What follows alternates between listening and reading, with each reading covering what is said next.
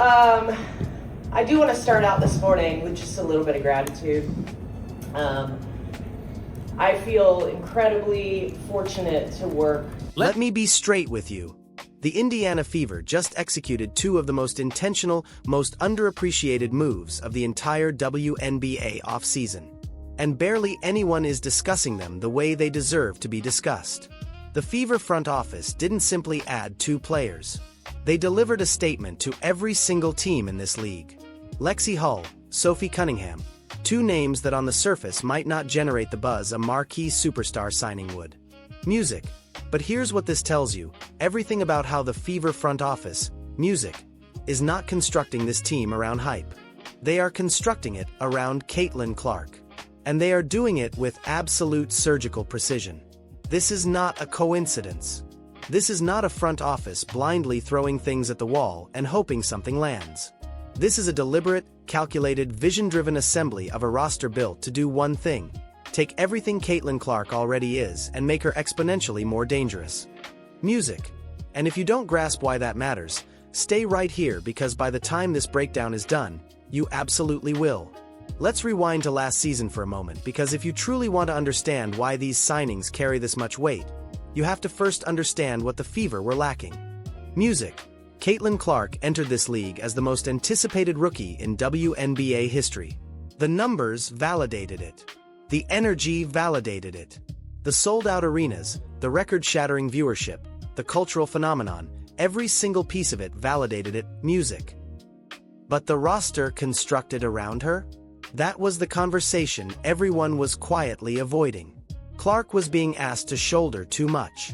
She was being asked to carry offensive creation, to absorb relentless defensive attention from opposing teams' sharpest perimeter defenders, to facilitate, score, rebound, and lead, all of it at once on a team that wasn't structurally designed to protect what she does best. And the consequence was a team that flashed genuine brilliance, but couldn't maintain it. A team that could knock off anyone on any given night, but couldn't impose its identity on a consistent basis. Music. A team that was visibly being powered by one player who was powering too much. That changes now. And it changes specifically because of the two players we're about to break down completely. Think about what Sophie Cunningham genuinely brings to this roster. And I mean actually think about it. Not just the highlight package, not just the three-point percentage, but the entire picture. Cunningham is one of the most physically commanding wings in the WNBA. She plays with an edge. And she plays with an attitude. She is not arriving in Indiana to be a quiet professional who fades into the backdrop and cashes her check. She is arriving in Indiana to establish a standard. Music. And that standard is precisely what this roster has been missing. When Caitlin Clark attacks the basket and gets hit hard, Cunningham is the kind of teammate who makes the opposition think very carefully before doing it again. That energy, that presence, it registers in ways that no analytic system will ever fully quantify. It reshapes the culture of a locker room. It reshapes the way opponents approach their game planning against you. It reshapes the psychological fabric of a 40-minute basketball game in ways that you feel before the opening whistle even sounds.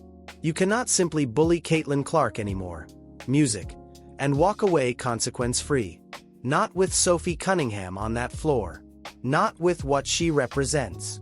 Not with the message she broadcasts every single time she steps between those lines. But let's not reduce Cunningham to just the enforcer role because that would be doing her a tremendous disservice. And honestly, it would be completely missing the reason this signing is so intelligent. This is a player who shot nearly 40% from deep during peak stretches of her career with the Phoenix Mercury. This is a player who can manufacture her own shot off the dribble, music, who can punish smaller guards who get switched onto her in the post, who can defend multiple positions and make your offensive schemes absolutely miserable, and who plays the kind of physical, aggressive, relentless basketball that championship-caliber teams are constructed from. She averaged over 13 points per game in her finest seasons. Music. And she delivered that while functioning as a genuine defensive weapon. Something that is remarkably rare in a wing player at this level of competition. The Fever didn't just acquire a roster spot filler. They acquired a nightly headache for opposing coaching staffs to untangle. And when you already have Caitlin Clark pulling double teams and caving in defenses, having a player like Cunningham stationed in the corner or cutting hard through the paint is the difference between a competent offense, music, and a truly elite offense. It is the difference between a team that manufactures advantages and a team that actually capitalizes on them. And that capitalization rate, that execution when defensive structures collapse, that is precisely where championships are forged. Now, let's get into Lexie Hull because this one music, is quietly brilliant. If Sophie Cunningham is the muscle, Lexie Hull is the engine. Music. She is a player who does everything that actually wins basketball games and almost none of it registers in a surface-level box score reading. Movement without the basketball, defensive intensity that begins at half court and absolutely never lets up, sharp cuts at precisely the right moment, intelligent music. Reads in transition, securing possessions on the glass when the stakes are highest. Lexie Hull is what coaches call a glue player. And not in a dismissive sense. Not in the sense that means someone is simply roster padding. In the sense that means your entire team unravels without one. In the sense that means when she is on the floor, the team is measurably, visibly, undeniably better in ways that don't always appear in individual music statistics, but absolutely appear in the win and loss column. And for Caitlin Clark specifically, a player like Lexie Hull is not simply helpful. She is invaluable. She is the precise archetype of teammate music that Clark needs most right now at this moment in her career development. Here is why. Caitlin Clark's greatest offensive weapon is not her shooting, as jaw-dropping as that shooting undeniably is. Music. It is not even her passing, as visionary and breathtaking as that passing consistently is. It is her ability to control the pace and the geography of an entire possession. Music. To manipulate defensive schemes with her eyes, with her hesitations, with her threat level as a scorer that forces defenders into decisions they simply do not want to make. But for that music to function, for the drive and kick to function, for the pull-up off the pick and roll to function, for the relocation passes across the arc to locate their target, Clark requires teammates who understand how to move off her before the ball even reaches them. Who understand where to position themselves, how to time their cuts, how to hold their spacing just long enough to open the right window. Music. Lexie Hull is that player at an elite level. She is a Stanford-trained, detail-obsessed, music, basketball-intelligent wing who has dedicated her entire career to learning how to operate within a system, alongside ball-dominant players, and in service of a team's broader offensive identity. She makes the reads. She arrives at the correct spot. Music. And when the ball finds her, she does not squander the possession. She does not force anything. She does not generate confusion. She makes the right play every single time. And in a league where possessions are precious and offensive efficiency is everything, that kind of reliability carries more value than any number could ever capture. And let's pull back for a moment because there is a much larger story unfolding here that extends well beyond these two individual players and what they contribute in isolation. The Indiana Fever are in the middle of a complete organizational transformation that is accelerating faster than most people are willing to acknowledge. This isn't simply about adding talent to a talent-starved roster. This is about adding identity to a team that possessed talent, but lacked cohesion. Last year, the Fever had pieces. They had Caitlin Clark, who is generationally gifted and already performing at a level that would establish her as a star on any roster in this entire league. They had supporting players with individual capabilities, but they did not have a style of play that felt inevitable. A system that made opponents glance at the schedule and feel something distinct when they saw Indiana approaching. Because that is precisely what these signings are building toward. The Fever are becoming a team that competes hard, plays physical, plays smart, and makes your existence absolutely miserable for the full 40 music minutes, regardless of whether your game plan is functioning or completely unraveling. Sophie Cunningham establishes the physical tone and dares you to match her intensity. Lexie Hull establishes the intelligence standard and executes at a rate that makes the entire offense breathe. And Caitlin Clark operates with a degree of freedom in the space that those two create, music, that we have simply not witnessed from her at the professional level yet. That is a team. That is a genuine, cohesive, intentionally assembled, legitimately dangerous basketball team. Let's also address what this represents from a pure roster construction perspective. Because the front office deserves significant credit here that they are simply not receiving.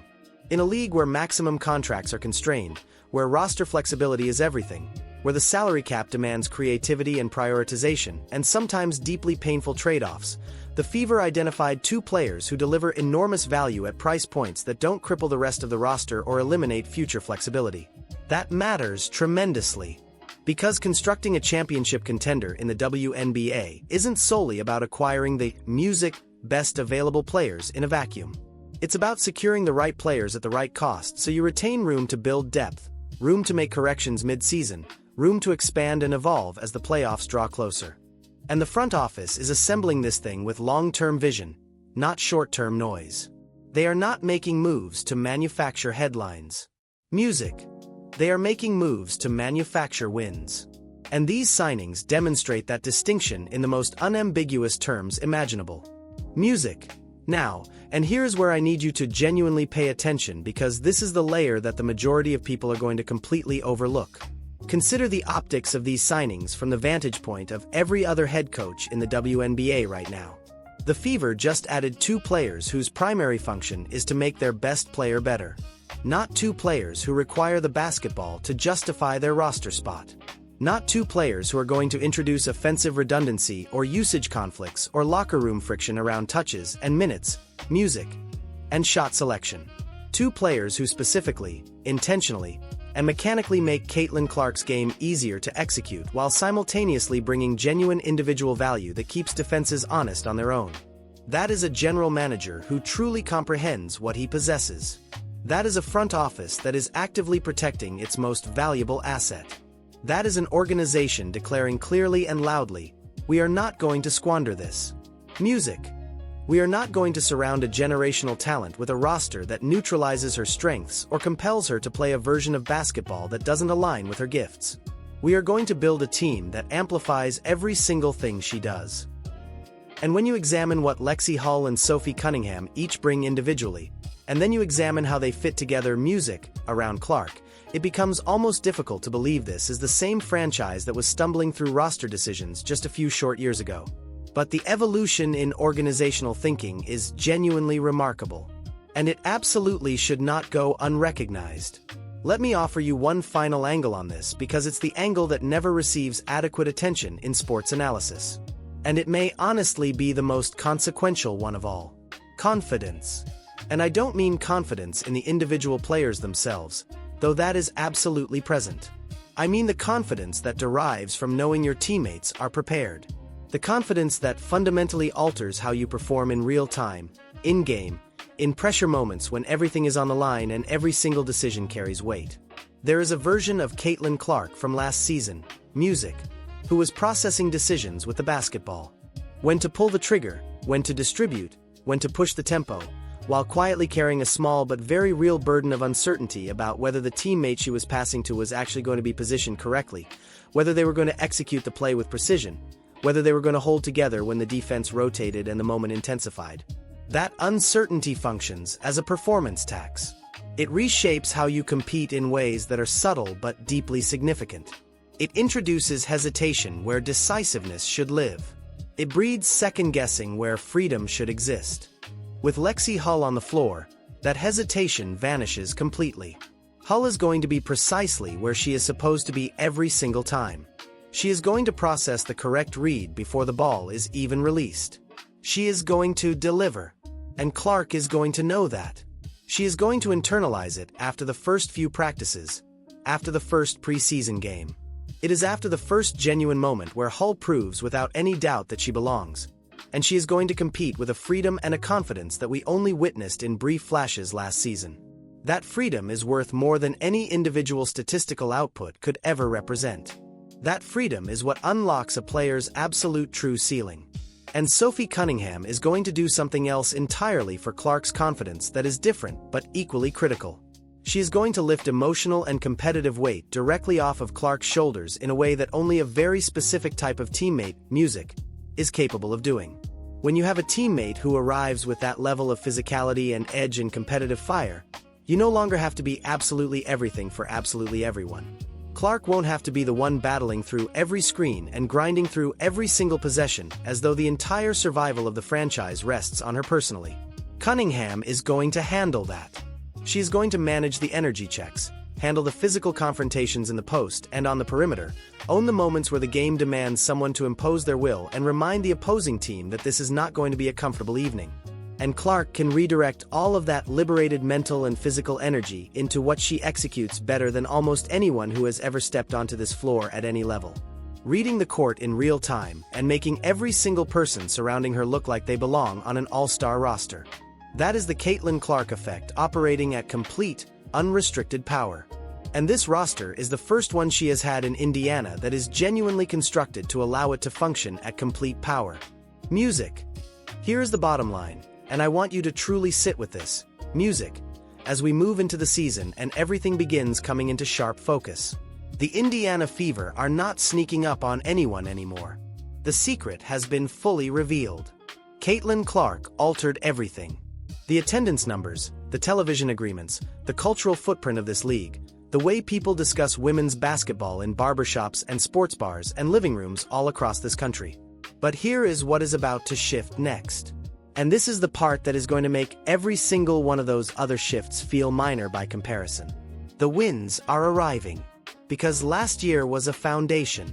Last year was a painful, costly, completely necessary education in what it genuinely takes to construct something real in this league.